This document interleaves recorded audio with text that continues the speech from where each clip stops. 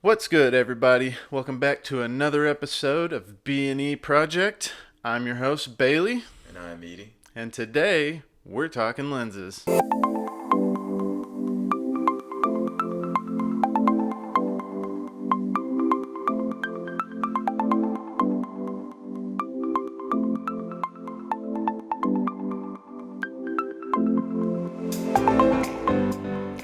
Now, we've got a bunch of lenses here on the table with us. For those of y'all watching our channel on YouTube, we've stacked out a lot of the lenses that we use on a day-to-day basis, and we thought that it would just be important to go over with some of our, for some of the audience, what a lot of these lenses were meant for. Starting out, it can be pretty confusing that you got your kit lens, but there's also so many more options out there, and we're just speaking on Canons today, pretty much. Yeah. But for starting out, as I did as a photographer, I mean, it's just there's a wide range in what is zoom and what is prime and what is, what are all these things. So today that's kind of what we're gonna get into, kind of help give you guys some direction on where maybe you want to invest your money, Yeah. outside of the kit lens. So, Harrison, where do you want to start? Yeah, absolutely. I would say for me, and the great thing about us having this conversation is both of us are different shooters, and Mm-hmm. I think lenses are kind of like having a favorite pair of shoes for people that collect shoes, or favorite pieces of clothing and things like that. Everybody has their own lens and style that's tailored more so for you that you like. Mm-hmm. And so, in your own unique way, like nobody is wrong for whatever lens that they use. It's just, man, I like this style. I like the what I can get from a composition perspective out of these. What I like from a focal range perspective. So having this conversation to me is great. What I would say is, and where we're kind of at, you like zooms more than you like primes, right? I am a zoom lens person. Although primes are very good, I'm zoom all the way. And the reason why I like the zoom is because they afford you so much range. Like for one lens, it's going to take you three different lenses to get, Right. as a prime. But uh, you know, zoom lenses are my bread and butter when it comes to things. Yeah. And so for me, I like primes a little bit more than I like zooms. Uh, a lot of the primes, I like lower f-stops. Mm-hmm. Um, I do like some of the sharpness that comes with primes from just being at that one focal length. Um, there's pluses and minuses to both for a lot of things. But I think first, one of the more important lenses to talk about, and it might be the more important of anybody in their photography career, especially starting out, is your kit lens Mm-hmm. and what that can do for you, um, especially when it comes in terms of like having a budget and starting out. I found for me, starting off, I didn't concentrate on my kit lens enough. So what real quick before you get into that, what camera did you start out with? Canon M50. M50, and Yeah. which kit lens came with it? So the kit lens that comes with it, let's see. I believe this is the 15 to 45. Okay. So on a APS-C sensor, this is going to be more like a somewhere between a 24 and I don't know, a 60, 70 something. It all Canons on APS-C, it's a 1.6 times crop. So it's going to crop into the image a little bit more. Okay, so you say crop for those of us who are just getting started out. Talk about that a little bit more, and I know what you're going into with that, but let's explain it a little bit more for everybody listening. What do you mean by crop sensor? Yeah. So APS-C is a little bit different than a full frame. A full frame is 35 millimeters. So they have full frame and crop sensors. Those are two different cameras. Yeah. Okay. Two different camera sensors. Let's see. Just in simple terms, a full frame gives more of the image. In the simplest form that you can have. You know, we can go down the list of dynamic range and just simple. Yeah, we're just keeping it very simple here. So full frame is a bigger sensor in the camera, and the APS-C is a little bit smaller. Yeah, the crop sensor is just a little smaller. So what you're saying is that whenever you put these are full frame lenses, right? So whenever you put a full frame lens on a cropped sensor, you're not getting that actual focal length of that lens. No. So let's take just for everyone listening, I'm holding the 50 millimeter Canon lens. It's a 1.8 f-stop. So at a 50 millimeter, if I put this on a full frame lens, we're getting the full 50 millimeter zoom, right? Or focal. If we take it off and put it on a crop sensor, now it becomes more of a... Yeah, it becomes more of a closer to an 80. So you take the focal length and you're going to multiply it by whatever company camera like brand. So if you're Sony, I don't know if it's 1.5 or 1.4 or 1.6, 1.7, whatever. But you need to multiply it by your manufacturer's but just roughly the 50 on a Canon crop sensor is going to turn it into what, an 85? Yeah, 85, somewhere around there. Okay, so for those of y'all who have a crop sensor body and you're buying these full frame these full sensor lenses, just know that when you buy a 50 millimeter or a 24 millimeter, it's actually going to be a little higher zoom than that. So, and that goes for even the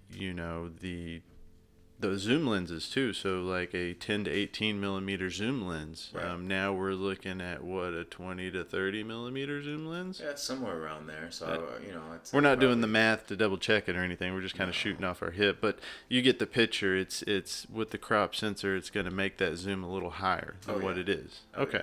Cool. And that's something to definitely look at and into when you're getting new lenses, is what focal range will that afford you and things like that. And we can probably make another episode, particularly if y'all want to, about the differences between full frame and APS-C, and see kind of where that goes. We can make one of those. But yeah. So back to the lenses. We've already now that we've established what is the difference between the crop and the full frame sensor and how that affects the lenses. So going back to, you said you had the Canon M50, right, which was a crop sensor, right? All right, and you were talking about your kit lens that came with it and what you thought about it. Yeah. Going back to that, I think for me,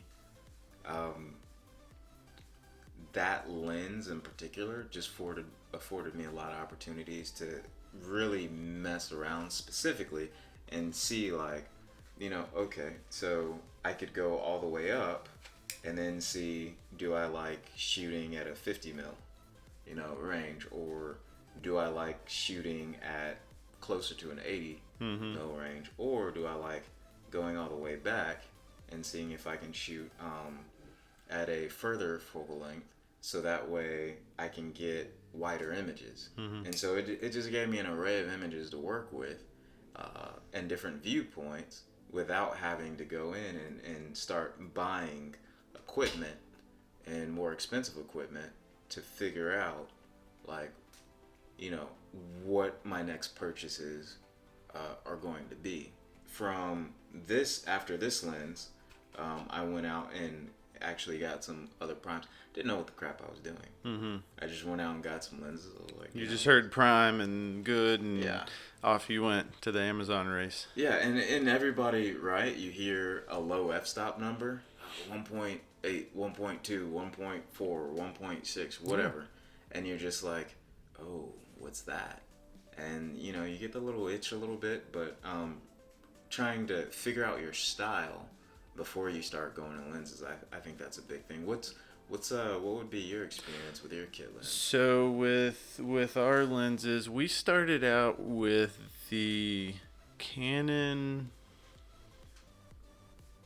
I don't even remember the name of it. It didn't have a detachable lens. It was just one of the ones that had the zoom in and zoom out button. Oh yeah. So it was a Canon something back in the day. Right. And from there, I think we went to a Canon 40D or a Canon. I want to say it was a Canon. No, it was the Rebel. We went to the Rebel, and we started out with a.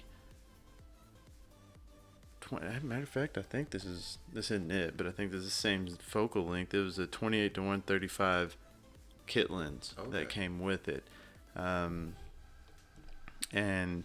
we started out with that one, and that's pretty much what we stuck with for about a year or so because we didn't know any better. We didn't really take any classes or anything. We just knew we could make some pictures with it.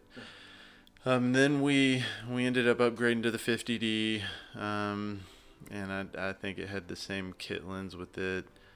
And we ended up going to the 60D, which is what we currently have, which is still an oldie but a goodie. That thing's a workhorse for anybody looking for a good camera body. But from there, we upgraded to just a few different lenses. We ended up getting a better 28 to 135 millimeter zoom. That's the ultrasonic, which is a step down from the L series. And we'll go into that in just a second if we have enough time. But so we started out with the 28 to 135, which helped us, a lot in the weddings and the random shoots that we did. But then we started getting more into the portraits or the landscapes. We started getting into the landscapes, and we realized that the 28 to 135 just wasn't really capturing what we wanted.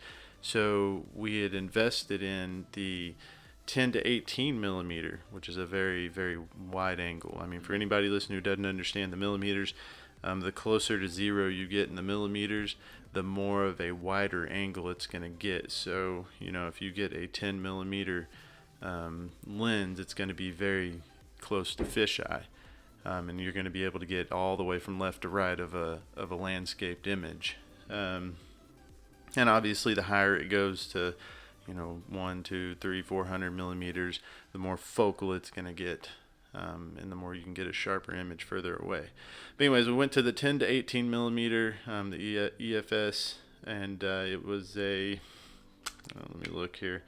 It was a 4.5 to 5.6 f-stop, and that really did well for the landscape. But then we started getting into portraits, and neither one of these really had what we were looking for as far as the crispness, and it also comes down to the dollar amount, how much you are going to pay, because we could have gotten a bigger lens that was an L series, sharper or whatever, but the one that you're going to hear everybody talk about when it comes to portraits and pretty much using all the time, and I know you like this one too, is the nifty 50. Right. And everybody, I believe, and you do too, I'm sure, everybody should have a 50 mil in their bag at all times. And the one we ended up getting was the 1.8 f-stops, not the L series.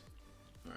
It's just the regular one, the EF series lens. But the 50 mil delivered such a crisp, and you know this, you use it too, it delivers such a crisp look whenever you're trying to get up close with somebody and get that nice headshot with the bokeh in the background. Like there's just so many things you can do. Product photography, there's just a ton of things you can do with this lens, and it's really durable, and that seems to be the one we've been using the most lately.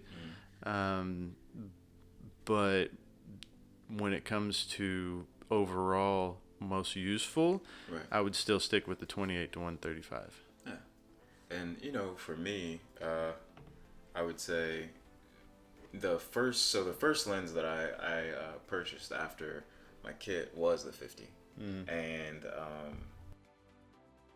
what I didn't know, and particularly off the bat, was the separation that I got with it with subjects.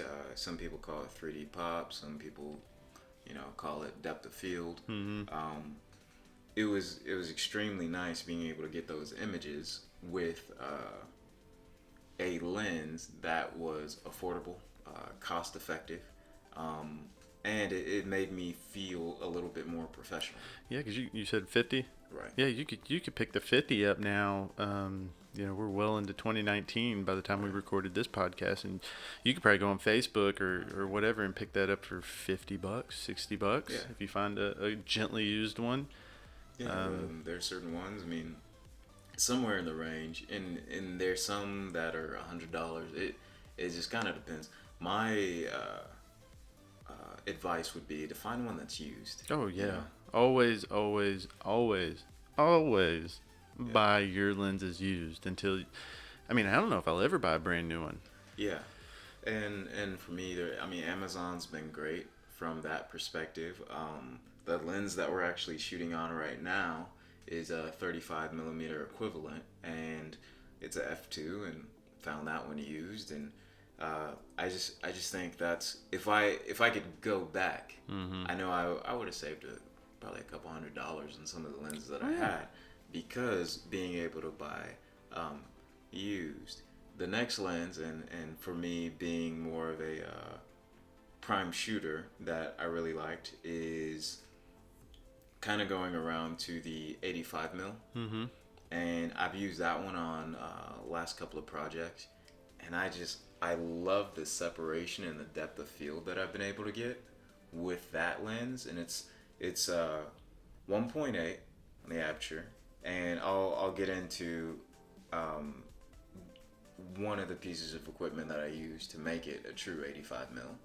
I'm still shooting APS-C, Mm-hmm. so that one and the degree of separation has been great. One of the things with the 85 that I was able to do, especially starting off with APS-C, is when I put my 50 mil on before I got my speed booster, it was at an 80 length. So I knew that I already liked the focal length, but I had no idea how much I liked the focal length. I don't know the last time I've shot with my 50 mil. Mm-hmm. I've been shooting with the 85 now because I just like it. I like how it looks coming out of the camera, and I like the depth of field that I'm able to receive.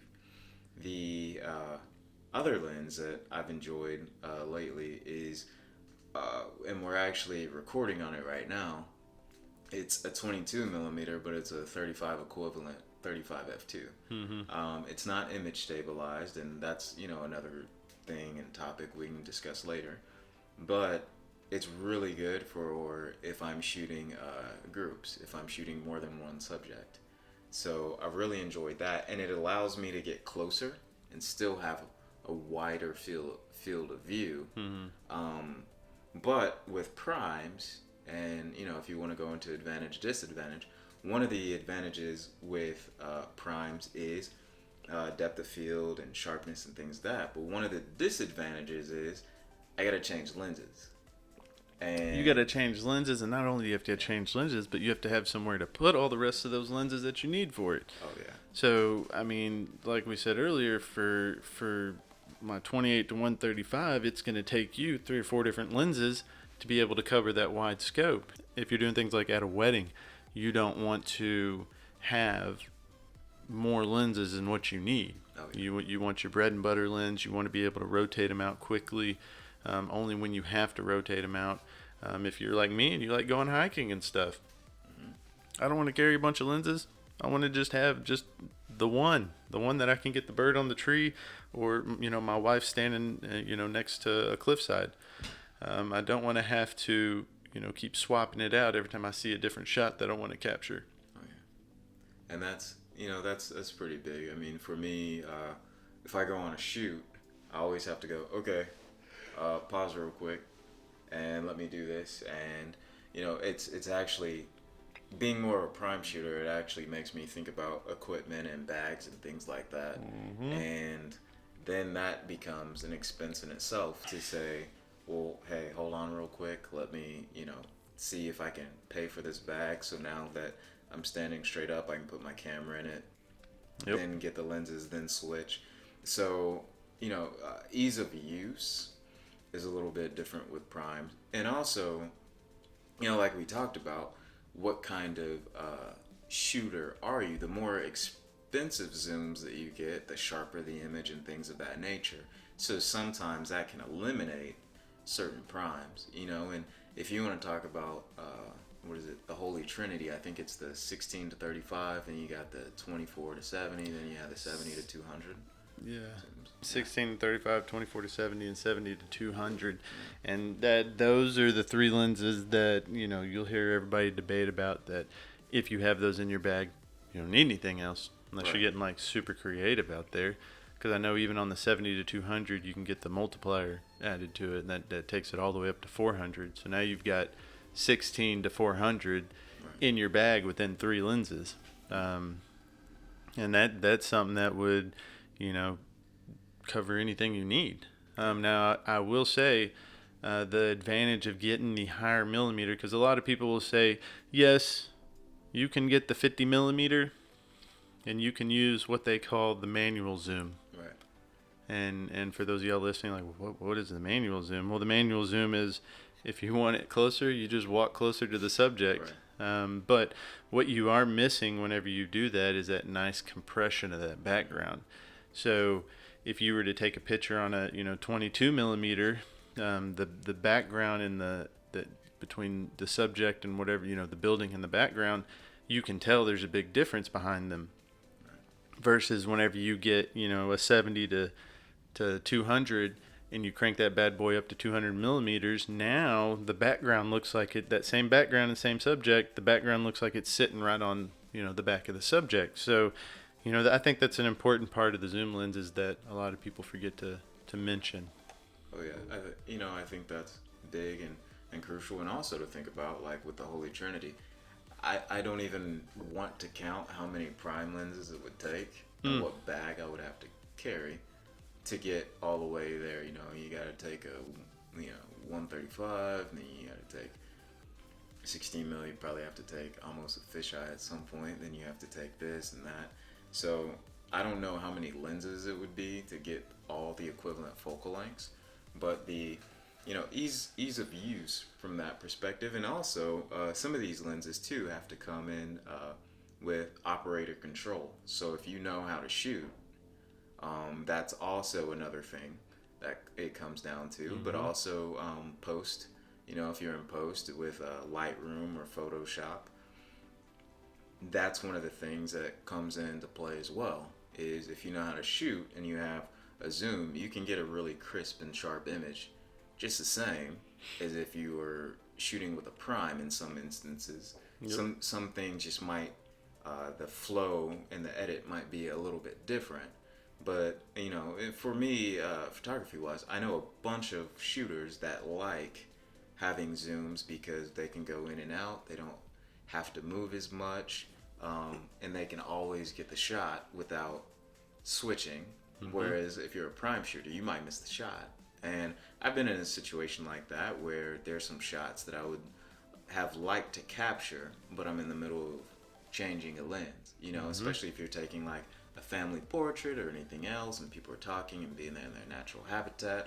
Sometimes it's just nice to just go ahead and snap that photo. Yep. But you're not able to because you're in the middle of changing a lens. Yep. You got to take extra care to make sure to pull the back off of one lens and make sure you don't scratch the glass on your lens or get something in the shutter of your camera. And by the time you've transferred everything over and safely packed that expensive lens back away in your bag, like you said, you may have missed that candid moment that you were trying to capture. So yeah. I think for the novice photographer or videographer, I mean these work for video as well, I think starting out with the kit lens and moving up with the cheaper set of lenses, unless you just find like a killer deal on a L series or something, I think sticking to your zooms until you become comfortable and you know what you want. I've got a 28 to 135. I usually always use I hardly ever zoom on it, so therefore you probably want to use a 50 mil. Right. Or I'm always zooming in with this 28 to 135. I can't ever seem to get enough compression. Well, now you probably want to step up to a 70 to 200. Right. So use these cheaper lenses that come with the cameras to experiment and see what your shooting style is going to be before you start dropping a lot of money on these lenses. Oh yeah, and the next thing as well, and we can talk about this as well, is I'm experimenting right now with an M50 and using a speed booster. Mm-hmm.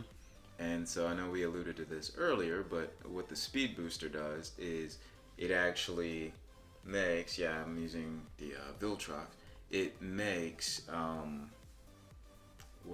It makes my APS-C closer to a full frame equivalent. Still not all the way there, but my image opens up just a little bit more and gets a little bit wider to where it is. So like, for instance, on the, I think... Is that the speed booster there? Yeah, this one's speed booster. A little element of glass, you can see, that is in front of my sensor, and which opens that up.